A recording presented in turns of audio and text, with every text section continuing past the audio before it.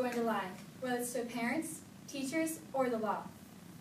Back when there was no technology, people would accuse, assume, and use superstitions, such as, if someone suspected a woman of being a witch, she'd be thrown into a river.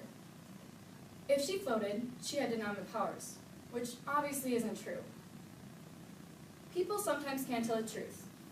It isn't always that big of a deal, but when it comes to legal stuff, it can be. That's why they made the lie detector.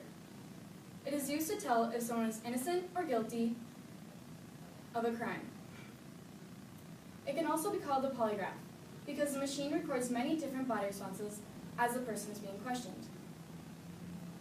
Today we'll learn about where it began, how it's changed over time, how it works, and if it actually does work. In 1902, James Mackenzie had the first idea of the lie detector, but it failed. Then John Larson invented a much improved modern one in 1921. On the left is James Mackenzie, and on the right is John Larson. These photographs were founded by Kara Kerja Lie Detectors, FDL Creativity.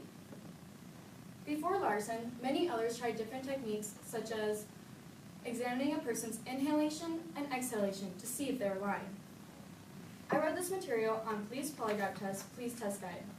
It was founded by a U.S. Marine Corps Sergeant. The earliest lie detector I read about was in a magazine called Psychology Today, Do Lie Detectors Work, March 7, 2013, was that they would put a hot knife on your tongue. They would then ask the questions they needed to. If it burnt your tongue, it meant you're lying, because your mouth becomes very dry when nervous. After John Larson invented the lie detector, a lot has changed from the 1930s to now. They kept the same concept, but have changed equipment and have made everything electronic. The magazine New Scientist, The Lie Detector You'll Never Know, says there are new plans for a lie detector. It will use laser beams reflected off the suspect's skin to assess psychological framework without any wires or any contact with the skin.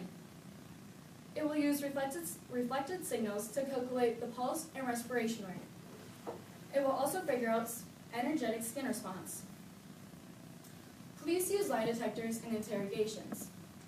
I interviewed the Litchfield Police on October 11, 2013. The first thing they do is strap a measuring device across the chest. They then put a device in the finger and a blood pressure cuff on the arm. As you can see in this picture from prospective Japanese police recruits to undergo lie detector tests, the telegraph. I discovered that the blood pressure is recorded several times a minute from the book called The Lie Detector Test by William Marston. Marston is a psychologist who is known for systolic blood pressure tests. While preparing the suspect, they would talk to the individual and analyze changes in their voice. The first question they might use is your name? Is your name Jack? Is your name Jill? Another question they might use is, do you live in? Do you live in Litchfield? Do you live in Watkins? Questions that don't cause the person to stress.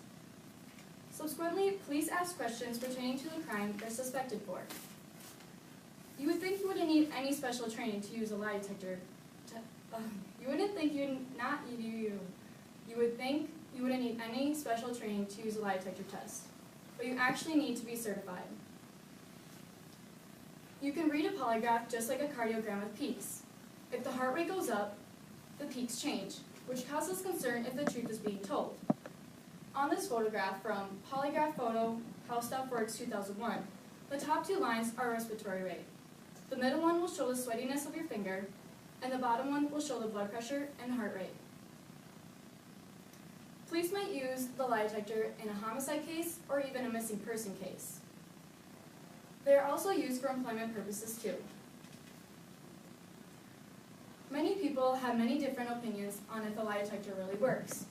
Reading some people's opinions on, do lie detectors really work, Yahoo Answers, many think they do because it reads off your body. But others disagree. Some think they don't because you can cheat it. When I say cheat, I mean some people can control their pulse and their sweating. According to Psychology Today, Do Lie Detectors Work, March 7, 2013, Nigel Barber, PhD, says to never ever take one. They're unreliable and you put yourself through false incrimination. I explored a document on Google Scholar called United States versus Shepard, 1998. The document tells how the Supreme Court even restricted the use of a polygraph to be admitted into evidence. So the attorney could no longer use the polygraph to claim the innocence of Shepard. I honestly think there is no one out there that can really say if a lie detector works or not, but I have a feeling that most people would say no. American Civil Liberties Union, ACLU, stated, "The lie detector does not measure truth-telling. It measures changes in blood pressure, breath rate, and perspiration rate. But those psychological changes can be triggered by a wide range of emotions." I'm sure people are very, very nervous when they have to go in and take that test, so I'm not surprised if their hands are sweaty or their pulse rate is high. I trust the ACLU organization because they are known for their nation's guardian of liberty and to defend and preserve individual rights and liberties.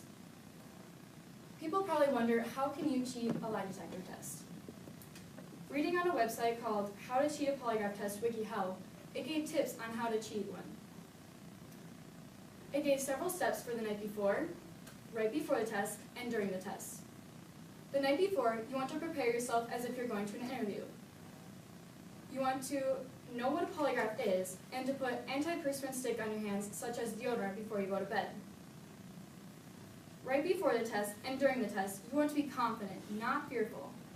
You want to be able to identify questions as relevant, irrelevant, or control. You want to control your breathing. Answer seriously with no hesitation. Only use yes or no to answer. Starting from superstitions and hot knives to using electronic and computerized lie detectors, a lot has changed over time. Previously, I thought lie detectors were accurate, but now I'm not so sure. Lie detectors will always be around, but probably not used as much. I guess we'll never really know if someone is telling the truth.